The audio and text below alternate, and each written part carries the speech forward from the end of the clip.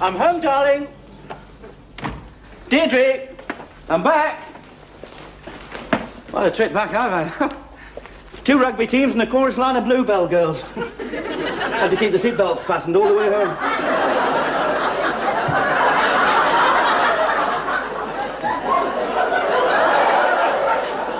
Mind you, going out wasn't much better. No. 18 customs officers for a common market conference. They had me stripped off 3 times. Interviewed twice, and that was while I was still serving the drinks. Really? If you're having a lie down, don't bother to get dressed. I'm on my way up. Clear the runway. I'm making my approach now. I'm climbing the stairs. I'm taking off my jacket. I'm unbuttoning my shirt. I'm at the bedroom door. I'm opening the door. I'm coming in and I'm gonna... Deirdre?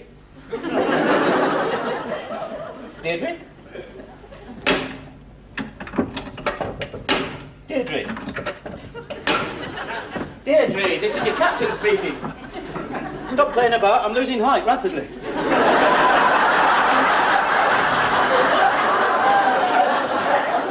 Deirdre, where are you? I phoned you from the airport, told you to be ready. Oh, come on, Deirdre, that's not fair. I've been away 3 days, I'm entitled to some consideration. Well, she's not out shopping, it's half-day closing. She's not the boozer, it's shut, so where can she...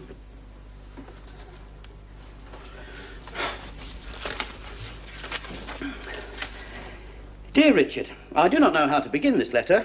I couldn't face telling you personally, so I'm taking the easy way out and writing it instead.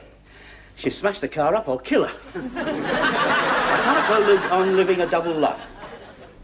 I've fallen in love with someone else and I'm leaving you. Your dinner's in the oven. I'm leaving you, your dinner's in the oven. How long's she going for? At my age, this is not a young girl's infatuation. It's been going on for a long time. And whatever happens in the future, I'll not be coming back to you. Your pudding's in the fridge.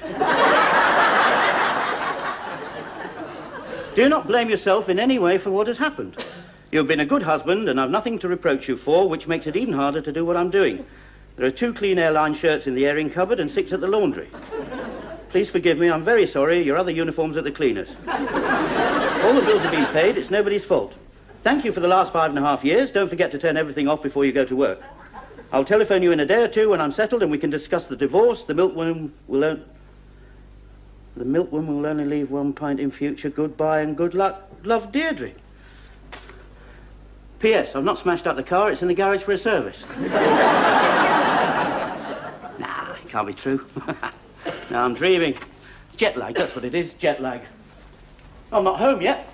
I'm still circling over Watford. It is true. She's gone. But why? Well, I mean, we were all so happy together. I bought everything for her. Look at this kitchen.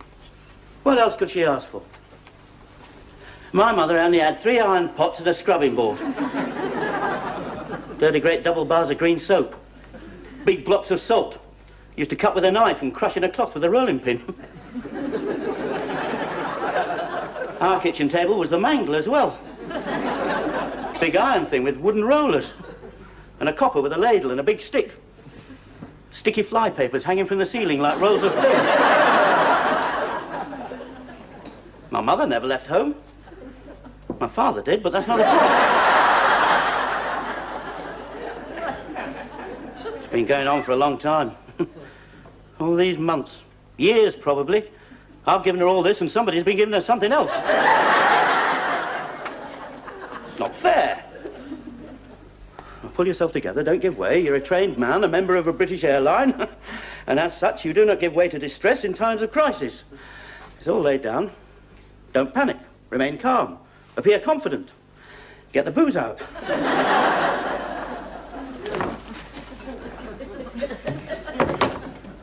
Where could she have gone?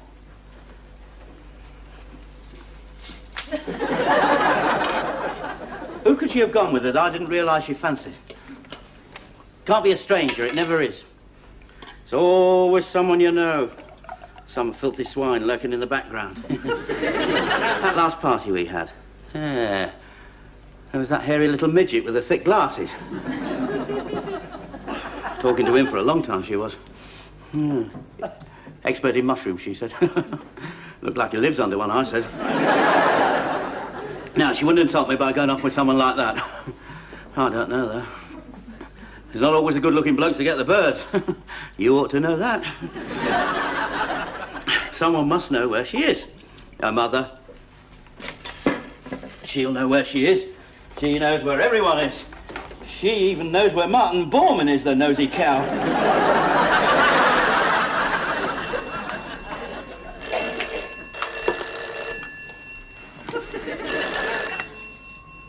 $9159. Hello, Mother. I don't know where she is, and if I did know, I certainly wouldn't tell you. You've got no more than you deserve. You've never liked me, have you? No, and I've never disguised it, have I? No. But why? I mean, what have I ever done to you? It's not what you've done to me. It's what you did to her. Ruined her life. You didn't only take her away from me, you took her away from BOAC. I can never forgive you for that. She had a career ahead of her. She spoke another language. So did you, till you moved out of Grimsby. Whole Garden City, if you don't mind. She married beneath her. She could have had the pick of the flight deck, captains, chief navigational officers. Instead of that, she squandered herself on a mere steward. I'm a purser. Will Rose by any other name. I'll remember that. I'll send you a bunch of stinkweed for your birthday.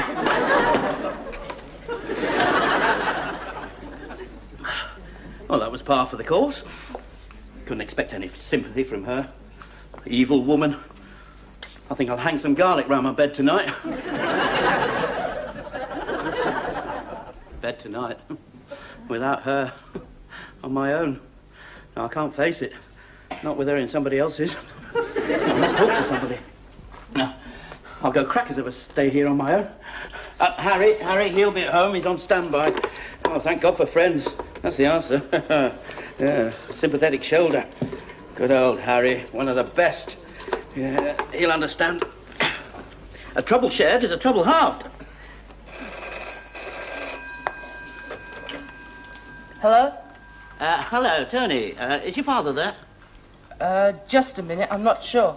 Hang on, I'll have a look. Are you in? Who is it? Richard. Dick. Coming in on a wing and a prayer. Oh, God, not him. He goes on forever. No, not today. I couldn't stand it. No. Tell him I'm out. He's out. Hang on. What time will you be in? I don't know. He said he doesn't know.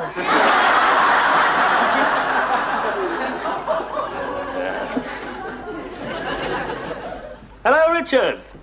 Just this minute walked in. What can I do for you? Well, can I come round and have a chat? Ah, well, yes, well, I'd love to see you, Cocky, but, well, it's a bit awkward. It's, I'll kill you for this.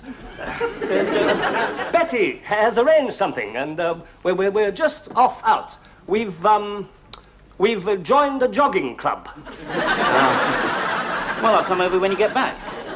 No. Can't do that. We'll be jogging all evening. It's a sponsored jog. What, all night in the dark? Yes, it's all right. We wear a little, red lights on our elbows. Only, I'm feeling a bit down and... Why, what's the matter? Well, I'd rather not tell you over the telephone. Oh, all right, then. Cheerio. No, I'll tell you. What did misled me?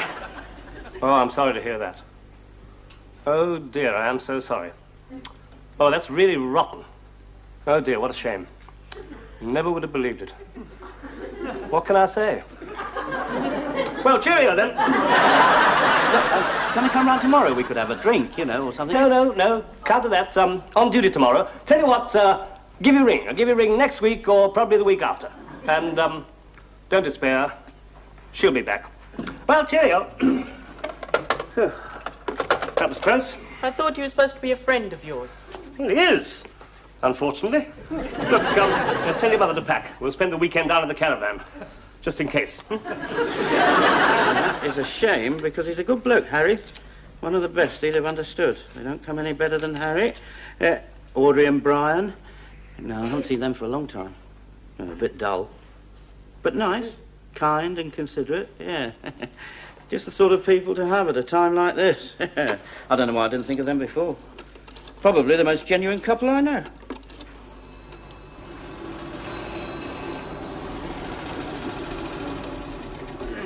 Mum, Dad, you wanted on the phone. It's Richard.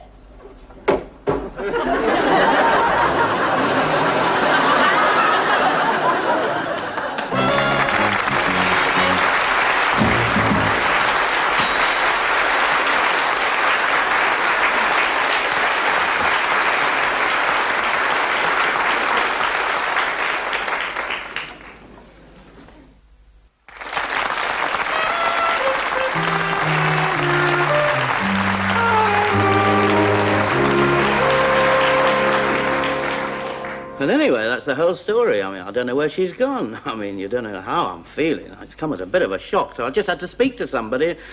Friendly voice, that's all. That's why I phoned you, Jack. Jack, where are you? Oh, there you are. What? It's 7:30. 6:20, was it? Oh, I had no idea I've been on that long. What? Oh, I'm sorry. Why didn't you say you were in the middle of your dinner? You did? Oh. I must have forgotten. So anyway, you can tell how lousy I'm feeling. I mean, I don't know what to do with myself because, I mean, we were all so close. Deirdre and me. I mean, I just feel so lonely without her. I just wanted to have a chat with someone. So you finish your dinner. I'll see you over in the Swan in an hour's time. That's if you're not doing anything. Are you? Oh. Well, tomorrow, lunchtime. Funeral? What funeral? Your wife? Not Vanessa. Oh, I am sorry. I mean, why the hell didn't you say so, letting me rabbit on like this? Why didn't you tell me? Did you? Oh, it must have just been... Yeah. Oh, well, anyway, you don't want to hear from me at a time like this. I better let you get off the phone. It just didn't register. But I've been going through hell since she left. I mean, we were always so good together. I mean, only on holiday last summer, she was perfectly happy. I'll come round and show you the photographs, see for yourself. And then out of the blue, Jack. Yeah. It must have been cut off.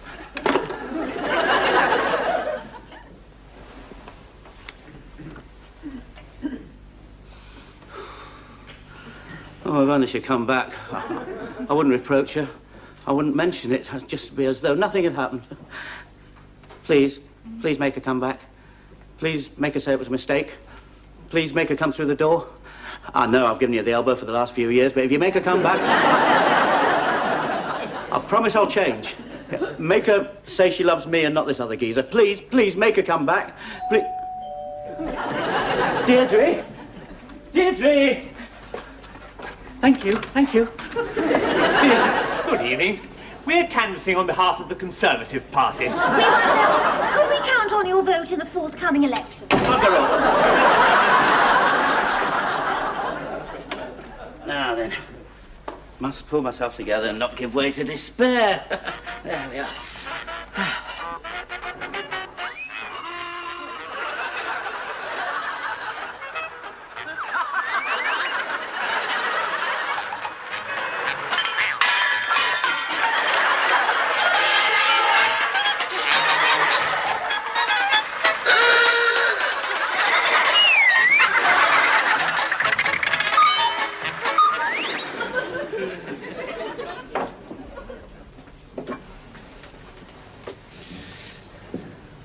Not many in tonight. There were until you came in. I was hoping to meet a few people, you know, mates. Yeah. Yeah, felt like a bit of company tonight. Yeah. Felt like talking to someone. God, have I got troubles? Haven't we all? Not like mine. I've had a bit of a shock today. Yeah. Wife's left me. I wish mine would. Hey, it's a bit like one of these films, isn't it? American film. You know, New York bar, late at night. A hero sitting there on his own, drinking, pouring his trouble out to the barman. It's 2:45. There's no one in the place but you and me. So let's have one for my baby and one more for the road. Yeah, well, this ain't New York, mate. It's Rislip. 10:30 closing. Oh, I better have another one then. Too late, mate. That was the second bell. Come along now. Haven't you got any homes to go to? I said, haven't you got any homes to go to?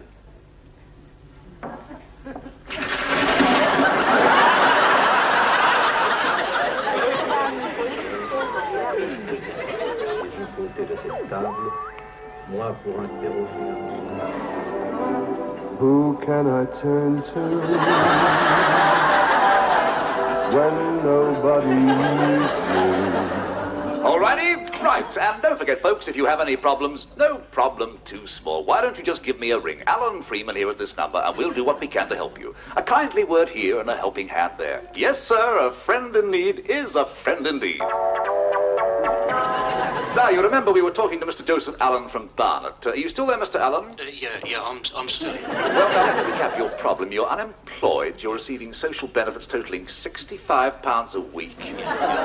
You're a controlled tenant at £1.50p per week. That's right. And the finance company are threatening to repossess your Jaguar motor car on which you have paid 2 installments. The last one being 6 months ago. Yeah, that is correct, yeah. Well, that is terrible. Yeah, only, you see, I need the Jag to drive down to the Labour Exchange. Well, of course you do, but look, not to worry. If they dare take you to court, you'll find the judge more than sympathetic in cases like yours. Yeah, well, thank you very much, yeah. Hello, who do I have the pleasure of speaking to? Hello. My name's Burton. Burton, not Richard by any chance. Yes, that is my name, as it happens. Well, Richard Burton. And what is your problem, Richard? My wife's left me. Oh, no, not again. Oh, don't worry, she'll be back tomorrow. And now we have another call on the line. No, I haven't finished yet. Look, Mr. Burton, we haven't got time for jerky phone calls. It's not a joke, it's serious. She's left me for another man, and she might be listening. I want to speak to her. Look, we have lots of other people waiting to speak to us. Will you kindly clear the line? I want to ask her to come back. You must let me talk to her. If your wife has left you for another man, she's hardly likely to be up at this time of night listening to the radio. Mr. Burton, if you don't clear the line, we're going to have to cut you off. No, look, you mustn't look. It'll only take a minute. Deirdre, it's Richard, it's me, here. You must come back to me. Our next call is from Hounslow. Your name and your problem? Arthur Thompson. My problem is my wife snores and I can't get to sleep. Well, Doctor, you've heard the problem. What do you recommend? Well, I think... His wife snores. He's lucky. My wife's snoring somewhere else. If only she was here, she could snore all night. I wouldn't care. There must be someone who cares. Someone who'd be able to help.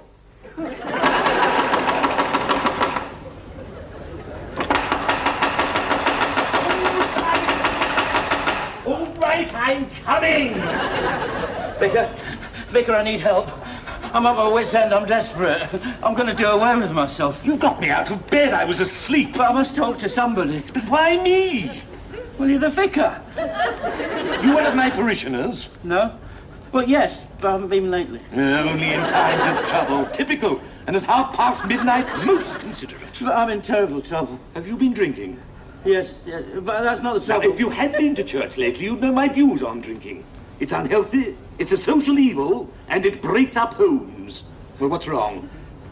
My wife's left me. See, I told you. Can't say I blame the poor woman, married to a drunkard. Well, when did she leave? This afternoon. Oh, this afternoon.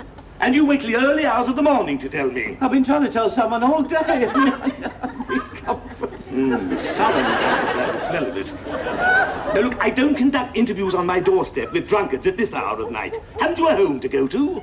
That's what the barman said at the Swan. Get up early in the morning for matins. Well, some of us have work to do. So you go away, sober up, and come back in a week's time. During the hours of daylight. Grand Jumble sales Saturday, bring a friend.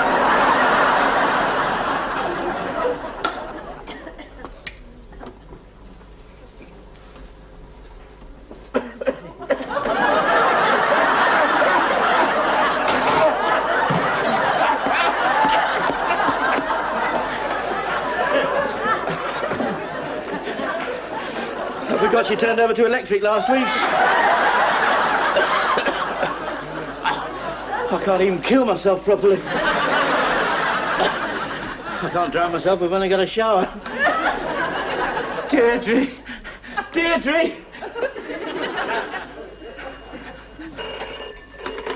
Deirdre. Hello? Hello, is that you, Deirdre? You're not Deirdre. Neither are you. Please, I'd like to speak to Deirdre. Yeah, so would I. Who am I speaking to? I'm Mr. Deirdre. Mr. Burton, Deirdre's husband. Who are you? Wait a minute, don't tell me. I know you are. You're him, aren't you? You're the one she's run off with. Well, I should be, but I'm not. I was supposed to meet her off the train. I've waited for every London train since 6 o'clock. She's not been on any of them. I don't understand it. She said she loved me. Ever since we met on holiday last summer, she's been so happy. Last summer on holiday in Benidorm. That's right, yes. No wonder she was happy. She had both of us. I don't know what to do. I can't go on living without her. Look, if she's there, you tell her I'm going to throw myself under the very next train. Now, look. I mean, don't do that. Well, there's no point in living. You don't understand. Yes, I do. I do. Look, I've been through it myself. Yeah, but you don't care, though, do you?